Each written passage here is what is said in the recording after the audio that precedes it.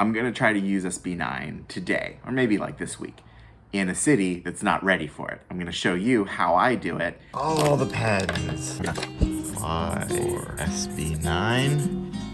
A lot of cities are gonna take a long time coming up with the paperwork and the application process and the review standards for SB9. Some of them are gonna come up with very restrictive rules. If you can use SB330 to start the application process and freeze the standards in place so that they can't downzone you, that might be really interesting for your project.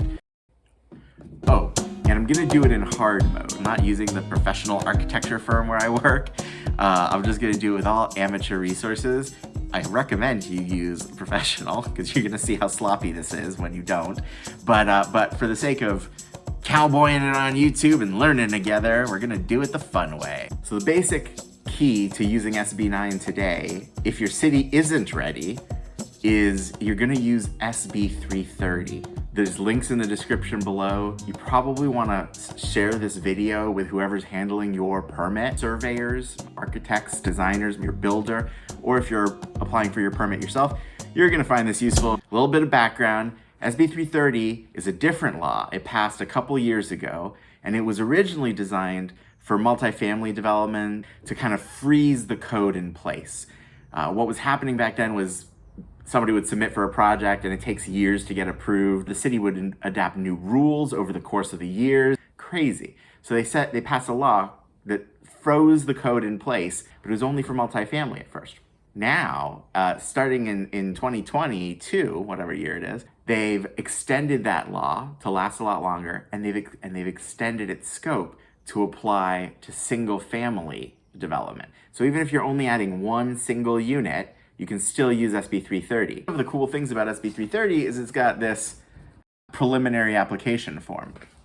Even if your city doesn't have the paperwork ready, the state put out a template preliminary application form.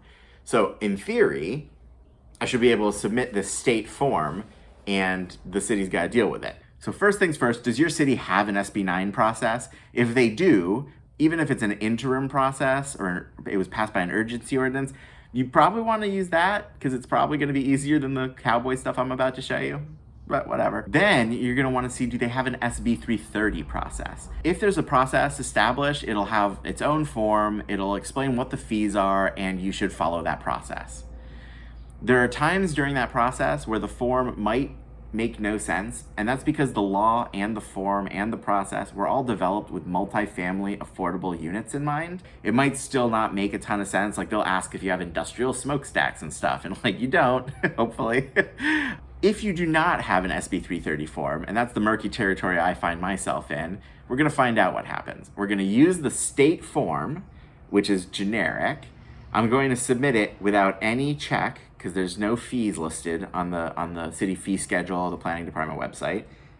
And we're gonna see what happens. What's the worst that could happen? I alienate my friends at the planning department. That's actually pretty bad. But well, you know, they're forgiving because the Napa planning department is amazing. If you're watching this video, thank you. You know, sun's out, beautiful day in Napa. Figured I'd get out of our office, fill this form out at City Hall. Yeah, Bear Republic. Okay, so we're gonna submit this preliminary form. This is the state version because I don't have a Napa specific version. Project location, I'm gonna blur a lot of this stuff out later so that you don't know where I live because there's a lot of weird people on the internet. Then for the APN, I'm gonna put in my APN. You can get this by looking it up on your county or city website, usually in the GIS. Existing uses, I'm gonna put that it's a single family residential unit. It's about 1,200 square feet. And there's a attached garage. It's about 450 square feet. Small accessory shed in the backyard. Site plan showing the building location on the property and approximate square footage. I'm gonna attach that and show you how I did it. Okay, since we're doing this in hard mode, I'm gonna use San Diego County's ADU plans. They've got free plan sets, and so the closest thing to what I want to actually do in my backyard is this 800 square footer. So I'll download the PDF for that. They also have CAD files and things. I can save this to my computer, as this as my backyard plans. This first page though is blank. It's a site plan that really needs site-specific information. What it does have already done is all the elevations, which is great. So I'm gonna need to put something in here. You could hire a designer, an architect, but I'm doing this in hard mode to kind of show you guys. You could just throw one of these applications together using existing tools. So you pull this PDF together. You would either paste in or draw in your plans. Elevations, I'm going to use the San Diego County plan so that they have all the elevations in the PDF that you download from the website. And I'm going to attach those because that's the easiest way to do this in hard mode. Of course, if you have real plans for your project, you can get the architect sheets for the elevations and the site plan, and that part will be done for you. Proposed use, I'm going to say I'm building one additional single family dwelling, 800 square feet. So you're allowed to change the square footage by a certain percentage from your preliminary application, but you can't exceed that percentage. So it's pretty important that you pick the right square footage for this step. I'm going to say that I'm using SB9, and I'm going to put the government code section. Okay. For the number of units, and you see this is really one of the parts of the form that's designed for multifamily. It's like, hey, what's the residential unit dwelling count? Please indicate the number of dwelling units proposed, including a breakdown of levels of affordability. Now, I just don't need to worry about this. I'm going to put one market rate proposed, 0, 0, 0, 0, 0. So total number 1, total number of affordable 0, total number of density bonus units 0. So that's if I would do multifamily, all those other rows would matter a lot more. Floor area. So provide the proposed floor area and square footage of residential and non-residential development. I'm going to say 800 and 800. If I were doing some floor area that doesn't count toward habitable, like a garage, sometimes hardscape, then I would have different numbers there, but that's not the case. Non-residential 0, 0, total 800, 800. Parking, I'm going to put that I'm proposing 0 because I think I'll be exempt. Affordable housing incentives, waivers, concessions, and parking. I'm going to put no.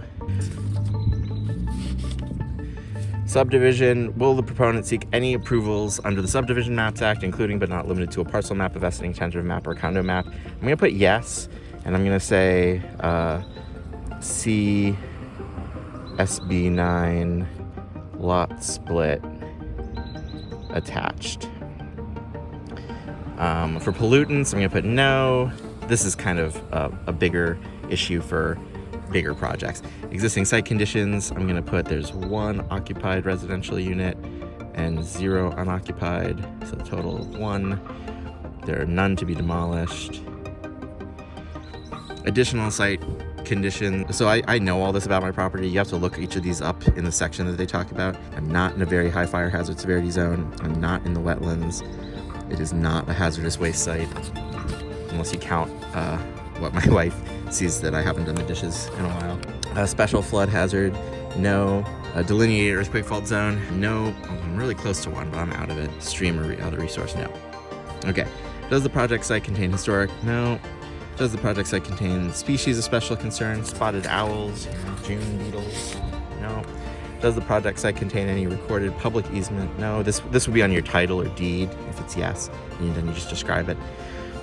Does the project site contain a stream? No. Coastal zone. I'm not in the coastal zone, so I get to skip through all the tsunami. For the project team information, you can put your applicant name. So I'm Ryan.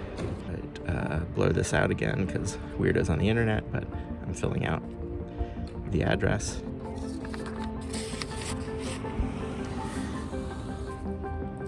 Now for this next bit, I need to get all the property owners to sign, which means I need to get my wife's permission to do this crazy thing. Now, while I was working on all this stuff, I thought I was gonna just submit the site plan with like this sketchy Canva MS Paint kind of site plan. And as I was researching, I realized that the county assessor would actually send me an official parcel map for like $2. So I'm gonna do it that way and include it in the form.